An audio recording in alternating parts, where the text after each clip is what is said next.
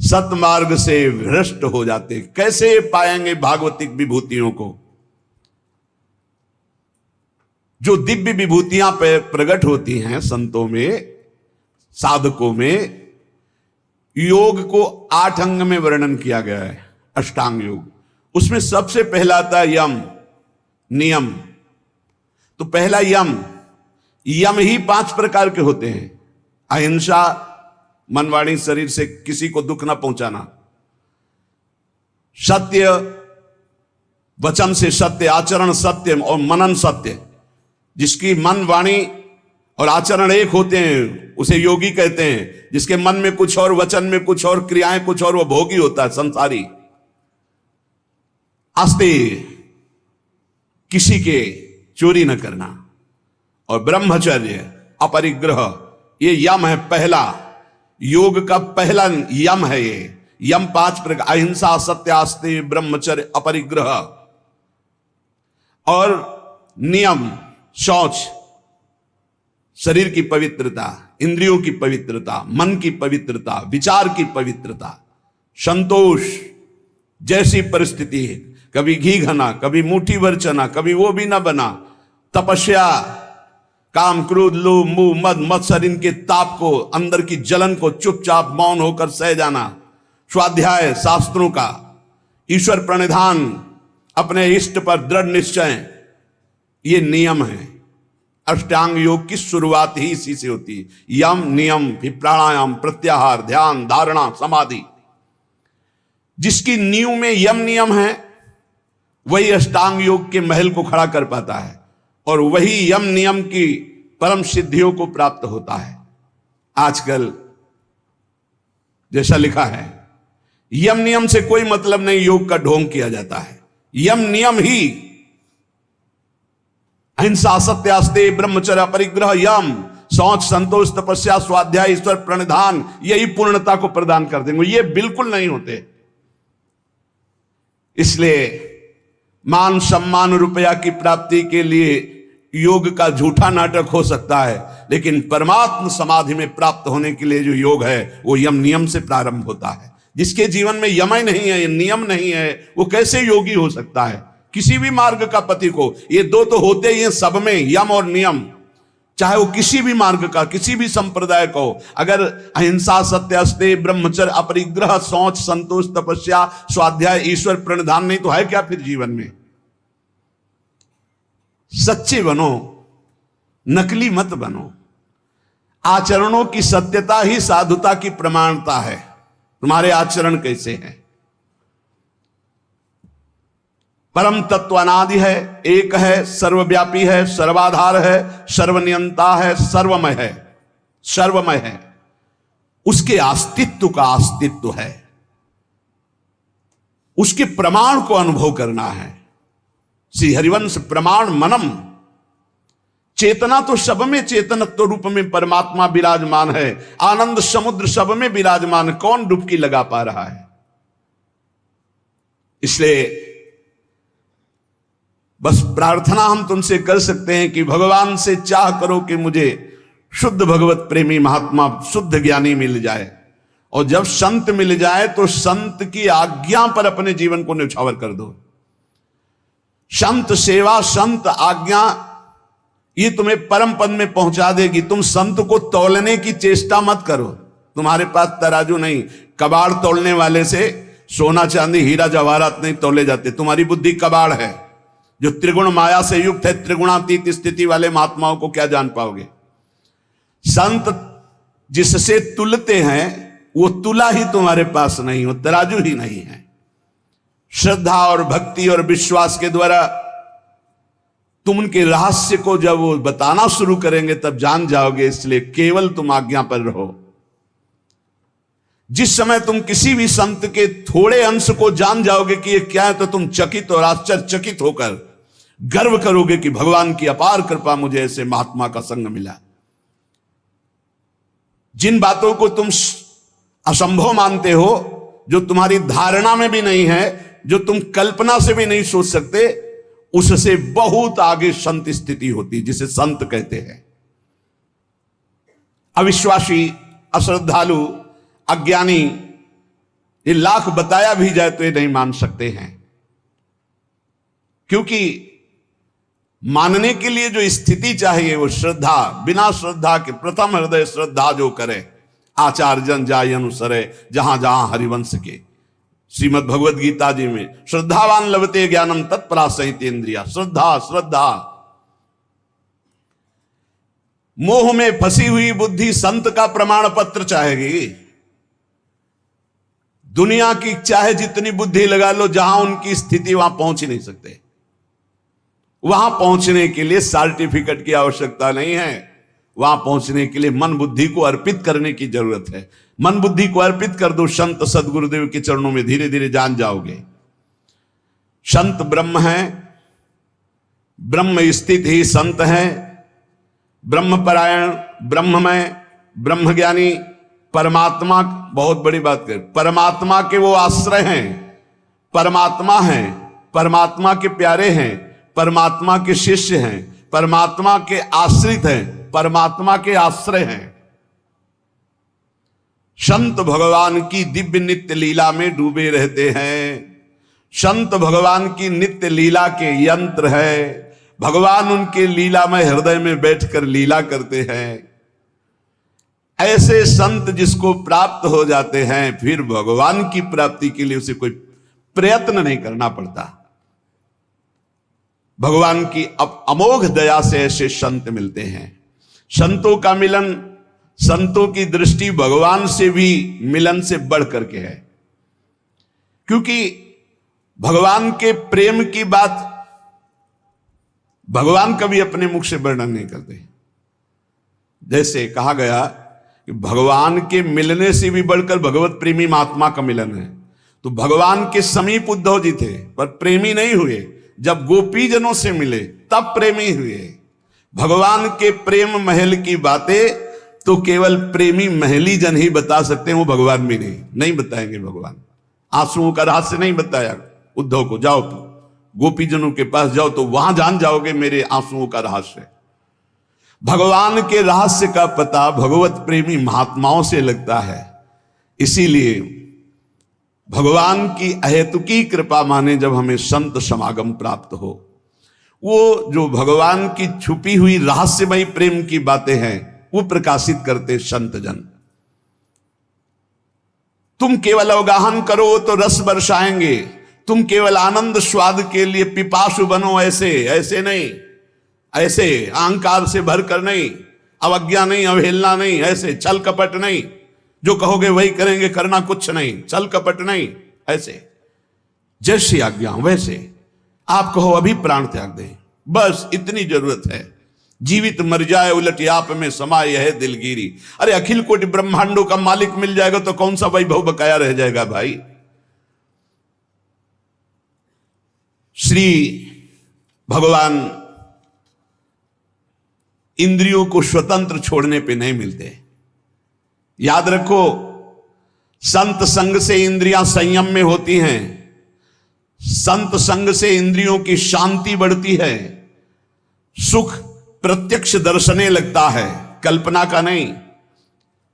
इसलिए संत संग का पहला सोपान, चाहे गृहस्थ हो चाहे विरक्त हो, ध्यान देकर सुनो। ये आज जो सर्वनाश किया जा रहा है ब्रह्मचर्य का, इसी से संत लाभ नहीं मिल पाएगा। चाहे गृहस्थ हो, संतानोत्पत्ति के लिए धर्म पूर्वक अपनी पत्नी से सहवास करने की शास्त्र आज्ञा करता है। ब्रह्मचर्य सेवन से अमोघ लाभ प्राप्त होता है। पहला, ब्रह्मचर्य सेवन से लाभ। संत संग का पहला लक्षण है आचरण की पवित्रता। आचरण की पवित्रता, इंद्रियों की शांति। इंद्रियों की शांति अर्थात ब्रह्मचर्य, प्रत्येक इंद्रिय का ब्रह्मचर्य। ब्रह्मचर्य से तत्काल प्रभाव बढ़ता है। क्या? स्मरण शक्ति। बहुत ध्यान देने की बात है। अगर आपको भगवत स्मृति में डूबना है तो आपको ब्रह्मचर्य का पोषण करना पड़ेगा, चाहे जो हो।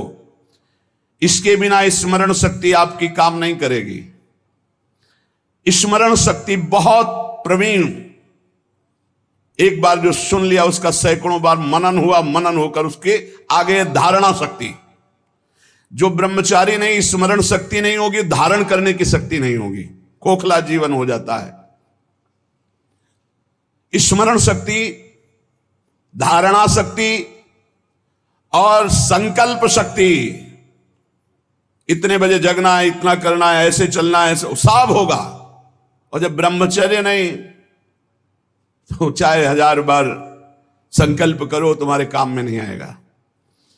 स्मरण शक्ति, धारणा शक्ति, संकल्प शक्ति, इच्छा शक्ति जिसे कहते, और उत्साह शक्ति और शरीर शक्ति, ये शक्तियां उसके अंदर प्रकाशित होती हैं जो ब्रह्मचर्य का पोषण करता है। स्मरण, धारण करना, जो संकल्प नियम ले उसका अक्षरशः पालन करना, और उत्साह बना रहना, और शरीर में स्फूर्ति रहना।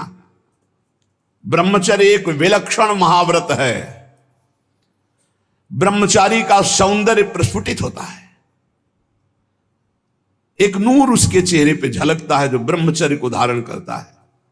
एक नवीन आकर्षण, बालवत चेहरा, एक आकर्षण होता है भागवती। और जिसका ब्रह्मचर्य पुष्ट होने लगता है उसके शरीर से सुगंध आने लगती है।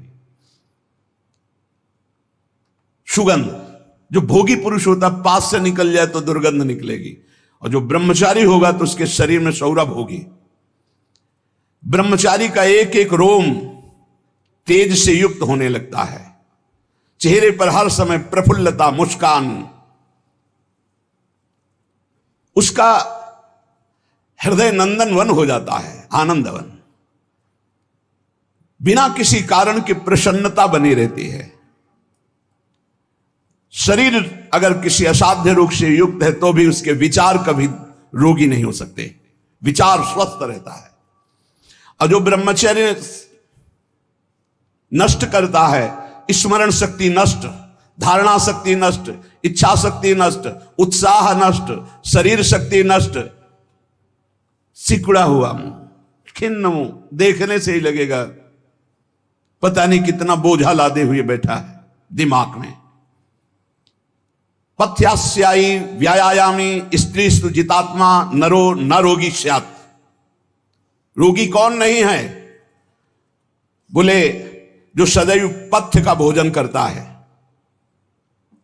और मित भोजन, हित और मित, शरीर के अनुकूल, साधना के अनुकूल, और थोड़ा भोजन करता है, पथ्यास्यायी। दूसरा व्यायामी, रोज सत्संग में घुमा घुमा करके, चाहे आप 15-20 मिनट ही करें, व्यायाम करें, 2-3 किलोमीटर आप दौड़ो, चलो बाहर दौड़ने के लिए, नहीं तो ऐसे यंत्र चल गए, ट्रेडमिल, ऐसे यंत्र चले हैं उसी में दौड़ लो, नहीं ट्रेडमिल तो दौड़ लगाओ। शरीर को एक बार पसीना पसीना करो, थोड़ी सी बैठक, थोड़ी सी डर, थोड़ा व्यायाम करो। ये साधना के लिए, भगवत प्राप्ति के लिए कह रहे हैं, कोई कुश्ती लड़ने के लिए नहीं कह रहे, ये जरूरी है। पथ्यास्यायी, पथ्य का भोजन, मित भोजन करने वाला, और व्यायामी, और स्त्रीषु जितात्मा। स्त्री शरीर है तो पुरुष की तरफ नहीं, पुरुष शरीर तो स्त्री की तरफ नहीं। जितात्मा, आकर्षित ना होना। नरो न रोगी स्यात्, उसे रोगी नहीं कहते, भले वह साध्य रोग से ग्रसित हो। और अगर ये नहीं है तो वो रोगी ही है। आज नहीं तो कल पता चल जाएगा कि वो रोगी है। साधना करने वालों के लिए इंद्रियों को पावन करना, इंद्रियों को संयम में रखना बहुत आवश्यक है। मन के गुलाम, इंद्रियों के गुलाम, स्वेच्छाचारी भोगों की दुर्दशा में पड़ा हुआ मनुष्य है आज। असंयमी मनुष्य का मन और मस्तिष्क, ध्यान से सुन लीजिए, असंयमी जो अपनी इंद्रियों मन को मनमानी लगाए हुए है, उसका मन और मस्तिष्क और हृदय सड़ा देते हैं, जीवन को सड़ा देते हैं। मन और इंद्रियों को संयम में रखकर भगवत चरणारविंद से नहीं जोड़ोगे, सड़ा देंगे तुम्हें, तुम्हारे अंदर ही इतनी सोच गलत कर देंगे, जलोगे। जो ब्रह्मचर्यहीन है, मनमानी आचरण करता है, ध्यान से सुनो, पहला लक्षण अशांत, दूसरा कहीं मन न लगना, अस्थिर चित्त, तीसरा अस्वस्थ, चौथा मलिन स्वभाव, हीन स्वभाव, किसी भी कार्य को कह दो सबसे पहले ना, उत्साहहीन, हर कार्य के लिए बोझा मानना, ना कर देना, सदा के लिए भय का डेरा पड़ जाना अंदर। ये देखो शास्त्र है, ये महापुरुषों के द्वारा लिखा हुआ है, जिन्होंने अनुभव किया सबके मनों में अपने मन को मिलाकर। इंद्रियों का जो असंयम है वो हर तरह से मनुष्य को नष्ट कर देता है। लोग अंदर का सुधार नहीं करते। जहां जहां असंयम है वहां वहां अशांति है, दुख है, बेविचार है, संयम विहीन जीवन, शुष्क उदासहीन पशुवत जीवन है। पूर्ण ब्रह्मचर्य तो देश का, समाज का, आत्मा का, सबका परम लाभ, अपना परम लाभ। चाहे गृहस्थ हो चाहे विरक्त, जरूरी है अपनी शक्ति को नष्ट करना, आवश्यकता के अनुसार धर्मयुक्त प्रयोग तो ठीक है। हम तो प्रणाम करते हैं उन गृहस्थों को जो गृहस्थ होते हुए ब्रह्मचर्य का नियम वृंदावन में लिए हुए और दूर दूर जगह देशों में रहते हैं और ब्रह्मचर्य का नियम लिए हुए। एक तो परिवार अमेरिका में है, आए हुए हैं कुछ समय से, भी हम वृंदावन में सत्संग में भी होंगे। सब सुविधा, अमेरिका जैसे देश में रहने सब सुविधाएं, और बड़े ही सरल सात्विक वृत्ति से, और हितधाम में कसम खाई थी ब्रह्मचर्य की कि हम दोनों मिलकर के कसम खाते हैं कि आज के बाद ब्रह्मचर्य रहेंगे। कैसा जीवन! अपने तो कितने ऐसे परिवार हैं, हम तो उनको प्रणाम करते हैं जो एक साथ पति पत्नी रहकर संयम पूर्वक जीवन व्यतीत कर रहे हैं। बलिहारी भगवान की असीम कृपा है, जिसके संग का डर बना रहता उसी संग में रहकर दोनों निकल गए। कितनी बड़ी अहेतु की कृपा! यह है आश्चर्य, यह है आश्चर्य। रात दिन एक साथ रह रहे हैं, फिर भी कसम खा के ब्रह्मचर्य रहे हैं। कितनी अपार कृपा श्री जी की! कैसा मन कर देती है श्री जी, नहीं तो बहुत कठिन है, बहुत कठिन है। वही जानते हैं जो इस मार्ग में चलते हैं। जो आचरणहीन है, जिसका भोजन ठीक नहीं है, अब लाख बार कहा जाता है सतोगुण भोजन करो, सात्विक भोजन करो। बाजार का ये अमुक चीज आनी चाहिए। कितने ऐसे बाजार की पैकिंग की चीजें निकलते हैं जिसमें कीड़ा रेंगते हुए चलते हैं। आप फिर पता नहीं कौन सी बुद्धि लोगों में फैल रही है कि घर का दाल रोटी बना करके नहीं खाएंगे, बाजार का आना, ऑनलाइन आना चाहिए। ऑनलाइन में हो जाओगे, हाँ ऑनलाइन में ही चले जाओगे। बहुत समझो सावधान, खान पान, नहीं तो ऑनलाइन में बुद्धि घूमेगी। श्री जी में चित्त लगाने के लिए थोड़ा ऑनलाइन से हटो, थोड़ा सा अपने चित्त को सुधारो। हम कह रहे हैं जबान में अगर सात्विक भोजन केवल जाएगा तो भजन में बहुत रुचि होगी, संयम से रह पाओगे। ये बावरे नहीं थे पुराने संत महात्मा जन की जो सात्विक ब्रजवासियों का अन्न या भिक्षान्न या सात्विक, ये देखो 10 दिन केवल देखो, शुद्ध दाल रोटी पाओ, मूंग की दाल वाली रोटी पा लो, फिर आप देखो भजन करके, और 2 दिन जरा इधर उधर होटल का पाके देखो, फिर देखो कैसा है। कोई भी कहीं भी हो, सात्विक वृत्ति से अपने घर का भोजन करो, कम से कम दाल पानी से धो लिए हो। और वैसे तो शुद्ध क्या रह गया, इतने केमिकल गेहूं में डाले जाते हैं, वो सब आकर के शरीर के ब्लड प्रेशर को, हृदय को, कई तरह के रोग पैदा करें। अब किसको किसको समझावे। गाय के गोबर आदि से जो फसल होती थी, बहुत 8 मन या 10 मन होते थे। हम किसान के घर में पैदा हुए तो हमें पता है। अब 40 मन 50 मन होती है। तो जब 8-10 मन पैदा होती थी तो सरकारी अस्पताल के बाद स्कूल हमारा था, तो सरकारी अस्पताल के डॉक्टर आते थे, बीच मैदान में कुर्सी डाल के बस हवा खाते रहते थे, कोई मरीजे नहीं होता था। गांव में बुखार आया, 2-4 दिन काढ़ा पिया, ठीक हो गए, अस्पताल जाने की जरूरत नहीं होती थी। और आज अस्पताल में आप चले जाओ तो भीड़ लगी हुई है। क्यों? सब खान पान बिगड़ा हुआ है।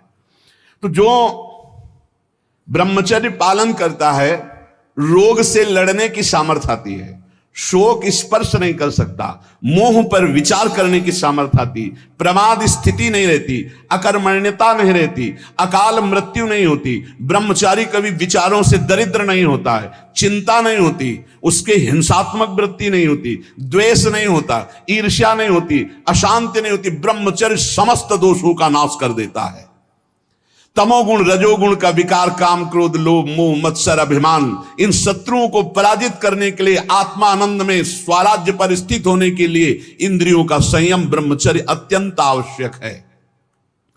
ब्रह्मचर्य का विमल प्रताप प्रकट होता है। वीरवान बलवान होता है, विद्वान होता है, तपस्वी होता है, मनस्वी होता है, त्यागी होता है, तत्व चिंतन परायण होता है। ब्रह्मचर्य में अलौकिक अमानुषिक शक्ति जागृत हो जाती है। अमानुषिक ऐसा कैसे हो सकता है? हो सकता है क्योंकि ब्रह्मचर्य है, क्योंकि भगवत मार्ग का पथिक है।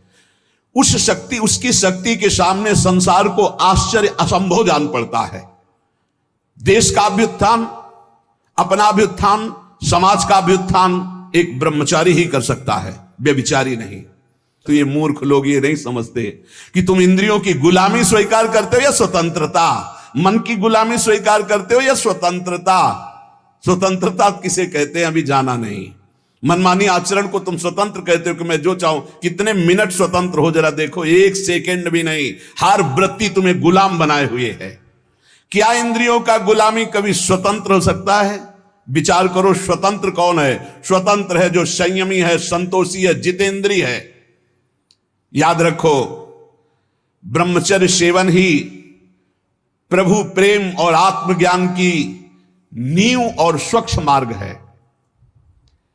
शरीर में सहने की सामर्थ्य ब्रह्मचर्य से आती। गर्मी, सर्दी, बरसात, मान अपमान, निंदा, स्तुति, ये ब्रह्मचर्य से सहने से। ब्रह्मचारी को सबसे पहले अपनी रसना पर नियंत्रण रखना आवश्यक है। जबान पर, जबान बिगड़ी सब बिगड़ा। गंदे आचरण वाले, जिनको पवित्रता का ज्ञान नहीं, जिनको केवल अर्थ पिशाच हैं, नाना प्रकार की अपवित्रताएं करके तुम्हें भोजन परोसते हो, गरम गरम तुम्हारे सामने आया, तुम अमृत समझ के खा रहे हो, तुम्हारी बुद्धि नहीं खराब हो जाएगी? सबसे पहले सतमार्ग में चलने वाले को इस रसेंद्री को मारना होता है। रसेंद्री, ये जीत गए, सब जीत गए। और इस मार्ग में सबसे ज्यादा इसी को दुलार करने का अवसर मिलता है। जहां निमंत्रण होगा वहां चक्क होगा। बस को खाओ और चौपट करो अपनी साधना, अपने परमार्थ को चौपट कर दो। खाना ही मृत्यु है और खाना ही जीवन है। जो पवित्र भगवद अर्पित मित आहार करता है वो अपने जीवन को भागवतिक बना लेता। कितना खाओगे? याद रखो, परमार्थ में चलने के लिए रसेंद्री को बहुत शासन में जरूरत है, बहुत शासन की जरूरत है रसेंद्री में। अगर रसेंद्री आपकी छूटी हुई है तो कोई भी इंद्री आपके कब्जे में आने वाली नहीं। भोजन किया जाता है जीवन रखने के लिए, प्राणों का पोषण। और आप ये समझो, जैसे आप 400 ग्राम अन्न पा लिए तो आपकी जीवनी शक्ति उसमें पचाने में कम लगेगी और आपके चिंतन में ज्यादा लगेगी। 800 ग्राम डाल लिया। एक दिन सुना था 24 घंटे में एक मानव शरीर को स्वस्थ रहने के लिए 400 ग्राम अन्न की जरूरत होती, बस। इसके बाद तो ऊपर ओवरलोड करना है। इतनी हानि आप नहीं समझ पा रहे हो, रोगों का घर बढ़ा रहे हो। थोड़ा भोजन करो, सात्विक भोजन करो, और ऐसा भोजन करो जिसमें तेल आदि गरिष्ठ पदार्थ ज्यादा न हो, तो आपकी जीवनी शक्ति बढ़ेगी। आप उसी जीवनी शक्ति से भजन करेंगे। भजन में मन क्यों नहीं लगता? आप देखो, एक दिन खा के अच्छे, और एक दिन 2 रोटी खाओ केवल हमारे कहने के अनुसार, कि आपको लगे कि हाँ भूख लगी अभी, और छोड़ दो। फिर आप भजन में लगो, देखो कैसी वृत्ति जाएगी, सतोगुणी। चंचलता मन की तभी रुकती है जब सात्विक भोजन होता है। नेत्र की चपलता, बार बार इधर उधर देखना, कानों की चपलता, प्रपंच की बात सुन, हर इंद्री का ब्रह्मचर्य हमें चाहिए। तो बहुत लाल मिर्च वाला गर्मा गर्म, ये ब्रह्मचर्य के लिए सब हानिकारक। उत्तेजक भोजन नहीं, उत्तेजक दृश्य नहीं, उत्तेजक बातें नहीं, तभी संयम से चला जा सकता है। प्रतिदिन एकाग्रता पूर्वक कुछ सदग्रंथों का स्वाध्याय सबको करना चाहिए, सत्संग सुनना चाहिए, परम पवित्र महाभागवतों के चरित्र पढ़ने चाहिए, सरलता पूर्वक विश्वेश्वर भगवान की प्रार्थना, उनका नाम जप करना चाहिए। केवल ऐसे संयम से चलने से सबकी उन्नति का भाव जागृत हो जाता है, निस्वार्थ भाव जागृत हो जाता है। पूरे जगत का मंगल वो कर सकता है जो संयमी है। जो संयमी नहीं, वो दीन दुखी अपनी इंद्रियों के पोषण भरण में लगा रहता है। याद रखो, सच्चित आनंद स्वरूप परमात्मा की प्राप्ति ही तुम्हारा लक्ष्य है। वो अमृतानंद शांत समुद्र तुम्हारे हृदय में है। तुम्हें लगना पड़ेगा इस मार्ग में, तुम्हें प्रयत्न करना पड़ेगा। वो प्रयत्न गुरु कृपा से, भगवत कृपा से है, ये मानना होगा, नहीं तो अहंकार हो जाएगा। नमा ऋषिभ्या पूर्वजेभ्या पूर्वेभ्या पथिकृतभ्या, ये महामोह में ज्वाल में मैं उन ऋषि मुनियों को नमस्कार करता हूं जिन्होंने हमको ये मार्ग पूर्व में अनुभव करके बताया है। देखो, जैसे तुम्हारे मन की क्या वृत्ति है ये जानना हो, पूरे जगत के मन की क्या वृत्ति है ये जानना हो, तो थोड़ी देर मन को किसी विषयी पुरुष में तदात्म किया जाता है, फिर उसकी जो मन की तरंगे हैं वो सब मन में आती, तब होता है अच्छा ऐसी स्थिति। तो लगता है महात्मा लोग कैसे जानते बिना अनुभव किए, संसार का तो अनुभव नहीं किए, इनको तो संसार का अनुभव किए, जानते कैसे? वो तुम्हारे मन में जानते हैं, तुम्हारे मन में जो चल रहा है मन को मन में मिलाया और 1 मिनट में सब जान लिया, और वो फिर जब बोलते तो हाँ हाँ ऐसा ही चलता है, ये तो आश्चर्य की बात है, तो ये तो हमारे मन की बात है, क्योंकि तुम्हारे ही मन की बात वो जान करके बोल रहे हैं। जो संतों पर श्रद्धा और विश्वास करता है उसी का कल्याण होता है। और आप कहते हैं संत समान भाव से सबका कल्याण करते हैं, मुझे इस बात पर दोष दिखाई दे रहा है। प्रश्नकर्ता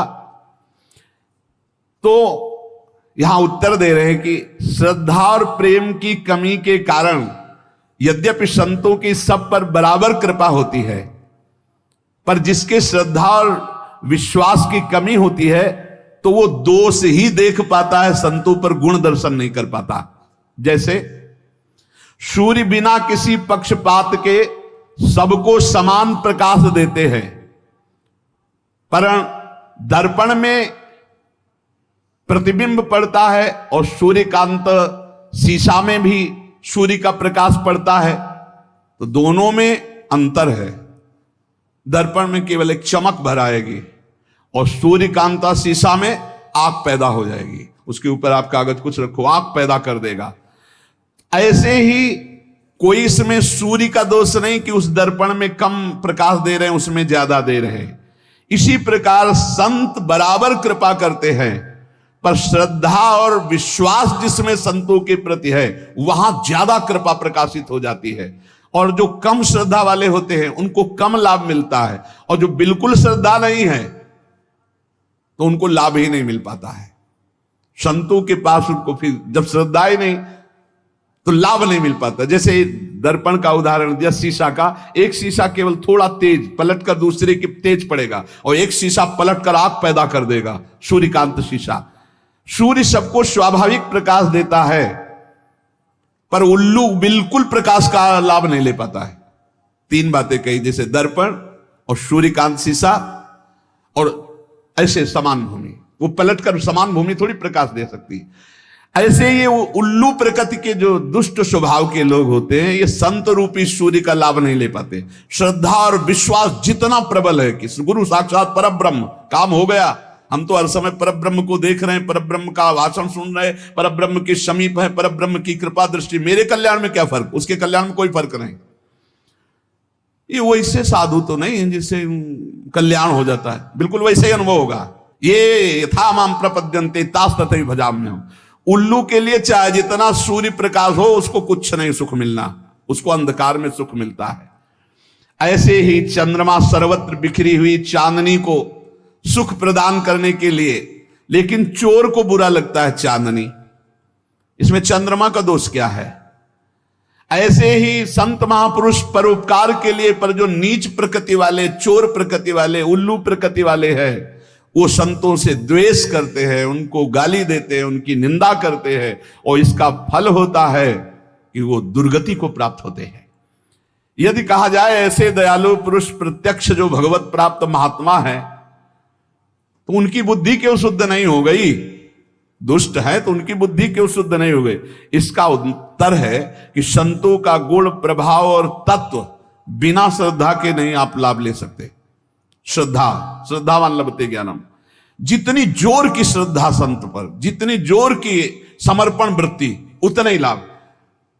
जब श्रद्धा होती ना तो हम अपनी तरफ जब देखते तो लगता है आह निहाल हो गए, आज हमको देखा, आज हमारी तरफ मुस्कुराए, आज हमसे बात किया, अरे आज तो हमारे ऊपर सर पे हाथ रख दिया, अरे हम तो निहाल हो गए। श्रद्धा